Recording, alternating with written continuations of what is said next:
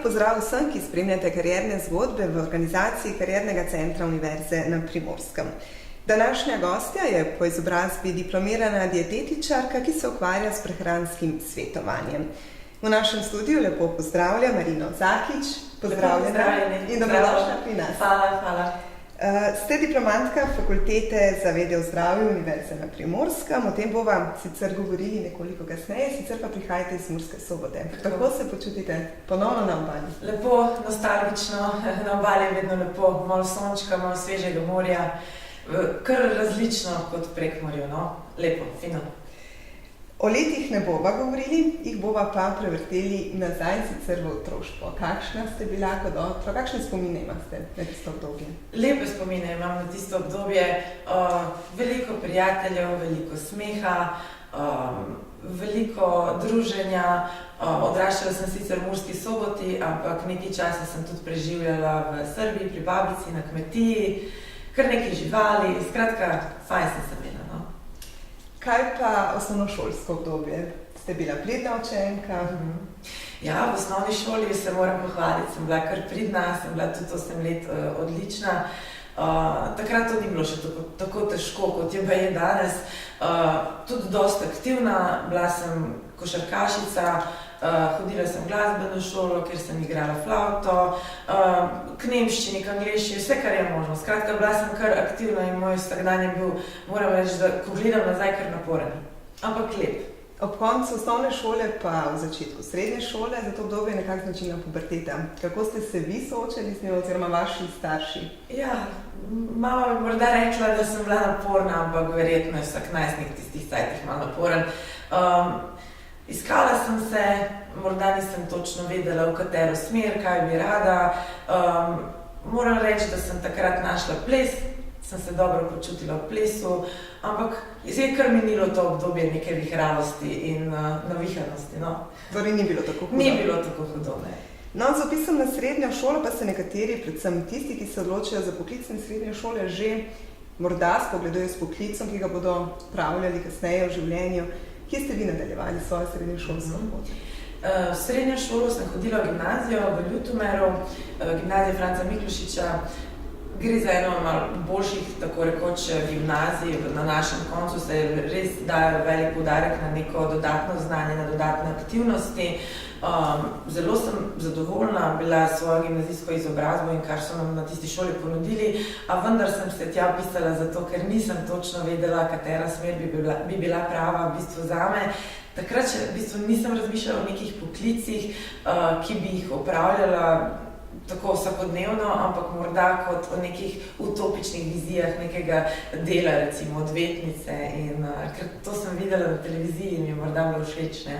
Ampak ja, nisem točno vedela, kam bi se še usmerila, čeprav sem kasneje potem poskušala tudi s pravom, ampak ni bilo to zame. In kaj se je zgodilo potem, ko ste opustili študij prava? Kje ste nadaljevali svojo študijsko pot? Tako, ja, najprej sem se potem pisala v bistvu na pravno fakulteto, najprej v Ljubljani, po Mariboru, nekaj sem se mučila, sem se piflala, učila, ampak ugotovila, da v bistvu to ni bilo najbolj zame.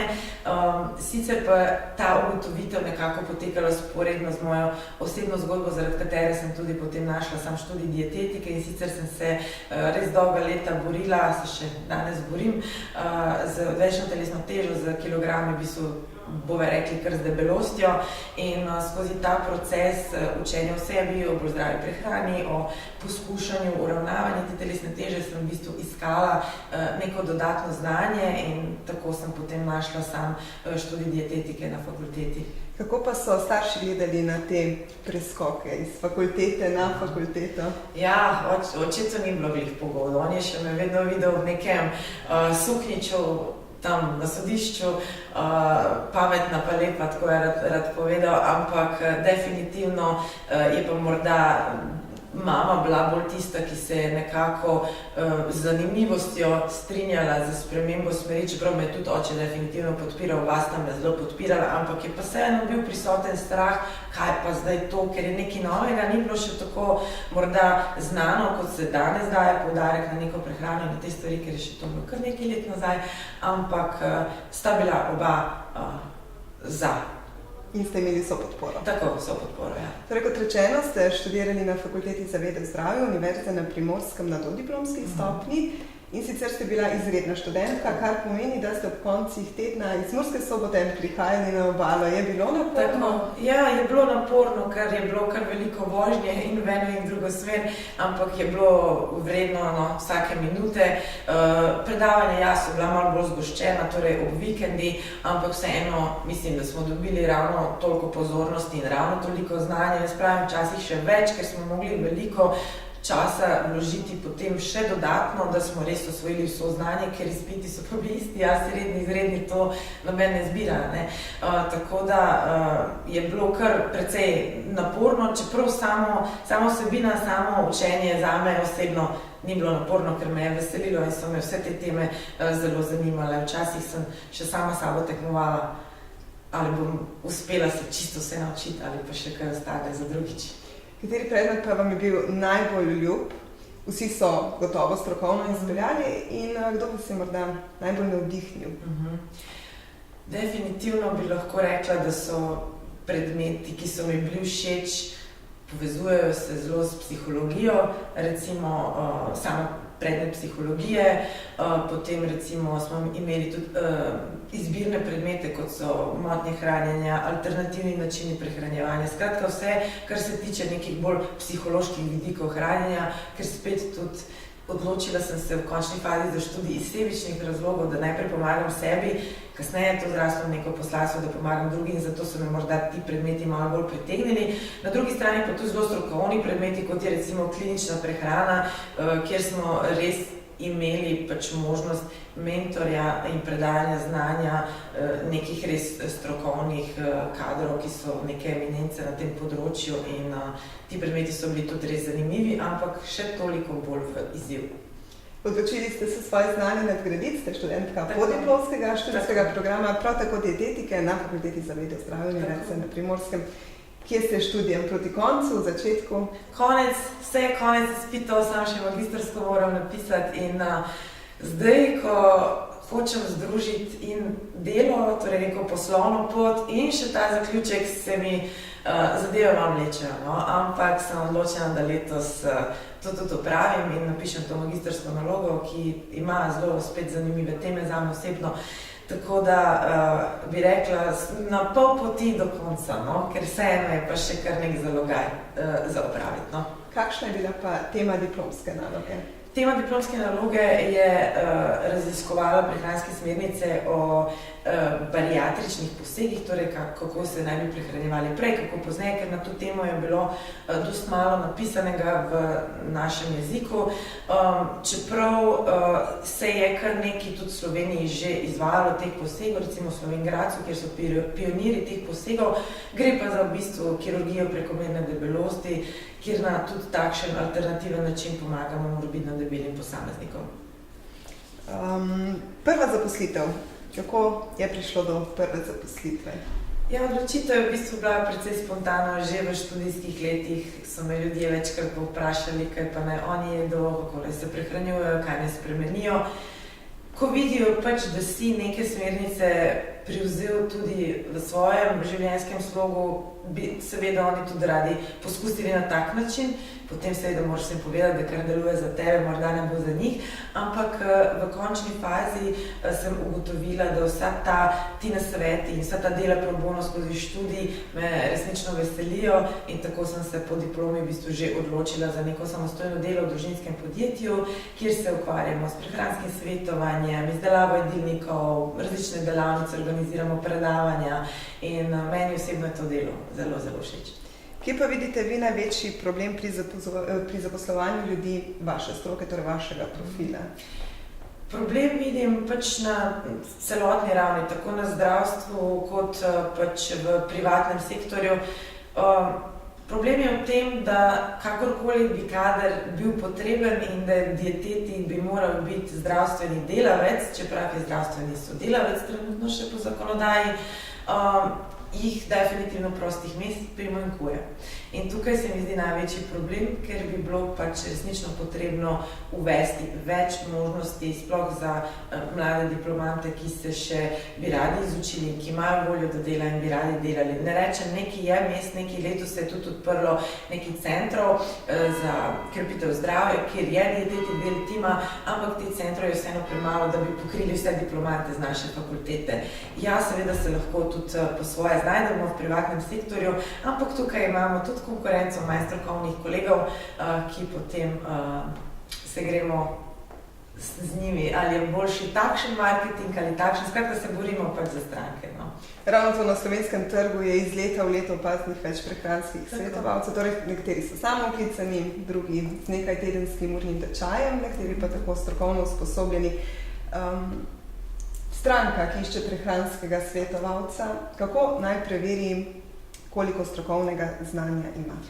Ne more vedeti. Enostavno stranke se bojijo ali pa morda nočejo vprašati, kje ste pa vi hodili v šolo, ker to ni ravno nek začetek pogovora, ker one vseeno pridejo z nekimi svojimi težavami, željami, cilji in se posvečajo tistem delu sebi in pričakujejo, da si strokoven, če se že s tem ukvarjaš. Torej, one v bistvu ne vejo, kako razlikovati med strokovnostjo, ker ne grejo k različnim ljudem, ampak pač izberejo enega, ki jim je najbolj všeč. Ali je to na videz, ali zaradi tega, kar objavljajo na socialnih medijih. Skratka, ne vedo. Pri nas v Prekmurju še vedno dobra beseda daleč seže, tako da s tem trenutno nimam nobenih težav, ampak če si malo bolj len kot jaz pri kakšnem marketingu, pa morda zaostajaš v igri za kakšnimi drugimi. No, dejstvo je, da ena prebrana knjiga še ne pomeni, da nekdo je dober svetovalec. In kakšno škodo v tem primeru nam lahko nekdo naredi z napačnim svetovanjem? Zelo veliko škodo, ker vseeno hrana je tisto, kar dajemo vase in iz tega se obnavljamo, rastemo, daje nam energijo, je pa dosti več kot samo neko gorivo za naše telo. In največ škode se lahko pravzaprav naredi, sicer ja, že običajnim ljudem, ampak kadar se svetuje napačno nekomu, ki ima nek patološko zadevo, torej ko ima neko bolezen in ko ljudje zbolijo, res iščejo vse možne načine, da bi popravili svoje zdravstveno stanje in takrat je potrebno res imeti kar veliko znanja, da uskladiš vse njihove želje, cilje in da jih tudi ustaviš, ko jih je treba pač ustaviti pri nekih nerealnih, recimo, željah. Kaj pa sicer, kakšne prehranjevalne navade imamo Slovenci? Se izboljšujejo, se definitivno izboljšujejo, če dalje več poudarka se daje na bolj uravnoteženo, nepredelano hrano, domačo in tako naprej, ampak se pa definitivno razlikuje tudi po regijah in je dejansko prehrana malo povezana tudi s socialno-ekonomskim statusom, tega pač ne moremo zanikati in ne glede na to, da naj bi bila debelost pri otrocih nekako v fazi, kjer stagnira, torej da ni nekega porasta, pa načeloma bi rekla, da imamo Slovenci še vedno kar velik problem, kar se tiče debelosti in ostalih bolezni, ki pridejo zaradi le-te. No. Kako začeti zdravo nov dan? Kako začeti zdravo nov dan? Ja, z nekim zajtrkom, ki je uravnotežen, ki se bojo beljakovine, kakšen kosadje, ali pa tudi tako zelenjave, če ima kdo rad kaj bolj slanega. Čeprav je pa spet tako, tudi zajtrk ni univerzalen za vse ljudi in mislim, da bi definitivno morali malenko stopiti nazaj, kar se tiče teh splošnih smernic zdrave prehrane in resnično nekako začeti pridigati individualno prehrano za posameznika, kar pa je res težko, ker ne moreš pač vse ljudi zajeti v nekih osnovnih priporočilih, ampak definitivno moramo poskrbeti za to, kako jemo vsak dan, cel dan in ne samo zjutraj ali pa za kosilo in še bolj kot zjutraj zvečer. Kakšen gleda vaš jedilnik, na primer, današnji? Današnji jedilnik, malo raznolik, zjutraj kosmiči, malo jogurta, borovnice, sadje, potem pa še nič, no, malo trema me je imelo danes predstavljanje, moram priznati, ampak no, se odpravljamo danes tudi na neko kosilo. Včasih čistko sem se jed, pač zagovarjam neko uravnoteženo prehrano, veliko zelenjave, nek dober kos beljakovin, kakšen riž, tudi kakšen krompir, kakšni mlečni izdelki, skuta, jogurti, skratka uravnoteženo in mešano precej, ampak enkrat na teden pa si tudi privoščim kakšen kos tortice. In tudi košček čokolade. Tako, tudi košček čokolade, sicer zadnje čase nekako preferiram bolj temno čokolado. Napram, ko sem prej pojedla večje količine kakšne druge, ko še nisem pač vedela toliko vplivu na samo počutje, razpoloženje in tudi seveda na kilograme, tako da trudim se, da pač vsakič, ko jem, poskušam nekako vkomponirati vse to znanje, pač, ki ga imam. Kako pomembno pa je, da jemo sezonsko sadje, zelenjavo? Ja, je precej, mislim, je fajn, če imamo sezonsko sadje in zelenjavo. Predvsem je pomembno, da si lahko te stvari tudi privoščimo. Pomembno je, da se ne obremenjujemo preveč s tem, če je sezonsko, ali ne, ker včasih pač enostavno ne moramo dobiti in ni slabo, če si takrat privoščimo tudi kaj zamrznjenega, ker tudi zamrznjeno sadje in zelenjava je čisto okej, ni nič narobe. Skratka, mislim, da bi se morali vrniti nazaj k osnovam, predvsem, da jemo sadje in zelenjavo in da ne potem lahko cepimo preveč. No? Zdrava mera vsega, malo pozdravi pameti. No? Pozdravi pameti. Bliža se poletje, to je tisti čas, ko predvsem dekleta stremijo k neki popolnosti. Tako. In se velikokrat poslužujejo tudi hitrih diet. Kaj si pravzaprav s tem naredijo? Sebi in svojemu telesu? Ja, večina ne prav veliko dobrega, ker hitre diete so ponavadi zelo, zelo nizkokalorične diete. Včasih so se uporabljale za hitro hujšanje, ampak to je bilo vse pod nekim strokovnim nadzorom. Danes je vprašanje, kako lahko posameznik to prilagodi v sebi, kako lahko to dolgo izvaja, ker takšne diete navadno niso vzdržljive na dolgi rok in potem zaradi vse te lakote in odrekanja, ko zaključimo dieto, se spet nazaj zredimo in večkrat je pričakovanje efekt, kot pa če bi postopoma spreminjali neke navade. V bistvu gre za neke hitre spremembe in ljudje že itak si ne želimo sprememb, smo radi bolj neki rutini, nasplošno gledano in potem, ko pride do takšnih velikih sprememb, enostavno te niso vzdržljive in veliko ljudi potem trpi v tem obdobju. In mislim, da se ne splača. Na dolgi rok si lahko naredimo več škode, kot pa koristi, sploh kar se tiče metabolnih procesov, izgube mišične mase in tako naprej. Vi ste se tudi soočali z odvečnimi kilogrami, ste se tudi kdaj poslužili takšnih hitrih, nezdravih diet? Ja, ko sem bila mlajša v srednji šoli, ko nisem imela toliko znanja pač o prehrani in o vseh teh priporočilih dejansko, ki so primerna za hujšanje, sem se lotila tudi takšnih kratkih diet. So bile kratke, ampak jaz sem jih kar izvajala eno za drugo in sem jih nakopičila v 2 meseca, sem shujšala lepo 30 kg v 2 mesecih, definitivno prehitro in na napačen način. In potem sem se definitivno to zredila nazaj in izkusila ogromen efekt, plus 10 kg še več, ko sem jih imela, verjetno za nagrado ob vsej tej neumnosti. No. Da, ja. Sedaj pa zdravo prehrano in aktivnosti verjetno vzdržujete? Definitivno, ja. Več ali manj zdravo prehrano, ampak poudarjam tako sebi kot svojim strankam, nismo 100%, nismo roboti. 80% kompliantnost pri prehranjevanju je dovolj in če smo aktivni in tudi porabimo kakšen ta odvečen košček čokolade, ni nič narobe. Glavno, mislim, zelo pomembno je, da se dobro počutimo v svoji koži in da ne dajemo prevelik poudarek samo številkam na tehnici, ampak dejansko na to, kako se počutimo, kako izgledamo, kako se počutimo v svoji koži v končni fazi. Na trgu najdemo tudi produkte, predvsem čaje, napitke, ki obljubljajo hitro, ekspresno izgubo kilogramov že v nekaj dneh. Ja. Drži to ali ne drži? Ja, večina takšnih izdelkov je pač zavajanje in zelo nesramno, po mojem mnenju, ampak ja, nekaj produktov je, ki lahko pripomorejo k hitrejši, ne hitrejši, ampak malo bolj lažji, bomo rekli, izgubi kilogramov, čeprav jih ni veliko. Nekaj je dokazal za zeleni čaj, da lahko malo pospeši, predvsem odvajanje. Edina stvar, ki dejansko lahko pripomore in koliko vem, da ima odobritev tudi EFSA, je glukomannan. To pa je pač prehranska vlaknina, ki, ko jo pač zaužiješ, malo mesto v želodcu zavzame, pa nisi toliko lačen. Zmanjša pač apetit, ampak to je pa, mislim, da edina stvar, ki je tako... Ne obstaja pa prašek? Ne obstaja prašek, ne obstaja tableta. Ne obstaja nič takega, nažalost, niso še nič izumili. Ali pa dobro, ne, po eni strani, da se vseeno moramo sami potruditi, da nekaj naredimo. Brez nič ni nič. Kako pa je z beljakovinskimi napitki, predvsem pri športnikih? So škodljivi? so v redu za telo? Niso, to so neki dodatki, ki lahko pripomorejo k še bolj uravnoteženi prehrani, sploh če govoriva o športnikih. Definitivno bo vedno imela prioriteto hrana iz naravnih živil, torej napram prašku kakšna skuta ali pa kakšen dober kos ribe.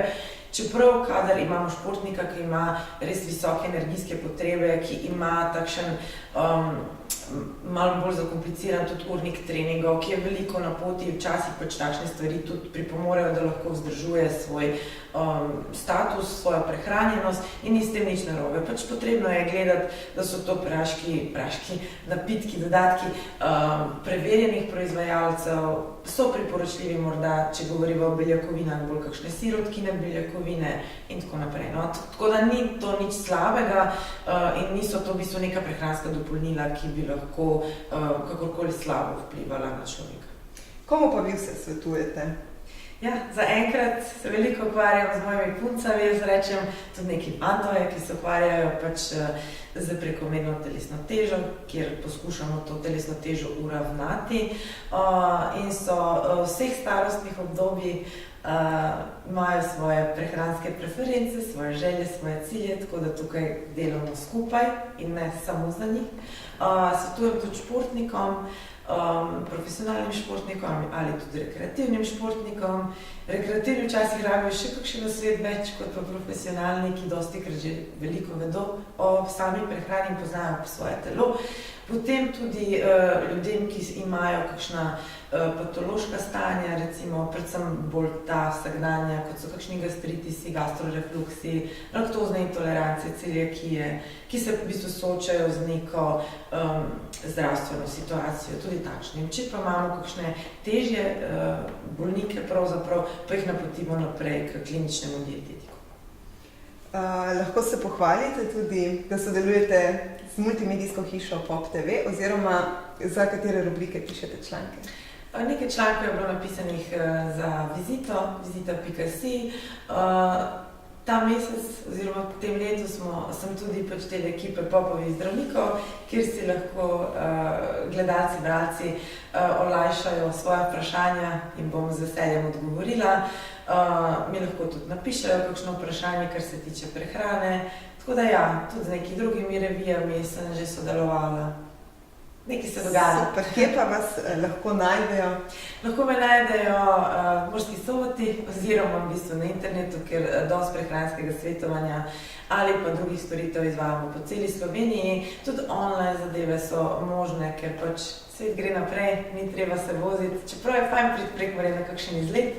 Najdejo me lahko v podjetju Nutrimina in me pokličejo, mi napišejo mail, kakorkoli kontaktirajo tudi preko spletnih medijev, z veseljem odgovorim in pomagam, če v moji moči. Poleg dokončanja podiplomskega študija, kakšne so vaše želje, načrti za prihodnost? Ful je želj. Želja veliko, načrtov tudi. Mislim, da je zdaj na tej točki pomembno, da spišem magistrsko nalogo in da opravim tudi v bistvu pripravništvo za dietetika, da potem lahko v bistvu postanem registrirani dietetik in če si kdaj v prihodnosti zaželim delovati tudi v kakšnih zdravstvenih ustanovah, da imam pač te možnosti z tem opravljenim izpitom. Potem pa nadalje, ne vem, zasebna praksa, morda tudi kakšna knjiga, knjižica. Nasveka morda tudi tujina? Tujina tudi, ja, ampak načeloma mislim, da imam še dokaj dosti dela pri nas in moram najprej našim ljudem pomagati, potem pa drugim še. Marina, najlepša hvala, da ste bila naša gostja, zelo prijeten klepet je bil z vami in upam, da vas bomo še kdaj lahko povabili v naš studio, da boste z nami vse svoje znanje delili. Hvala tudi vam, ki nas spremljate in lep pozdrav do naslednjič. Lep pozdrav.